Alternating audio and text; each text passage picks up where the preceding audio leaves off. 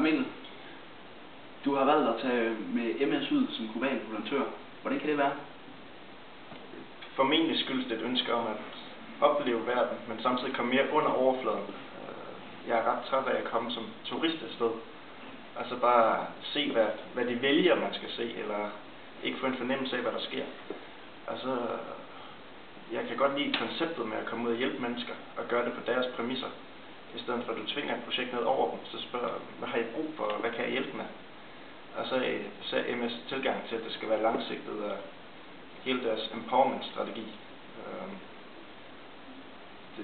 Altså, at det nytter noget, er noget, der betyder for mig. Og så selvfølgelig også egoistiske årsager. Altså, jeg tror på, at det vil være med til at forme mig som menneske.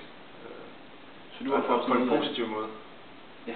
Klart. Altså, tovejs oplevelse. Så må du have en rigtig god tur. Jo, tak skal du have.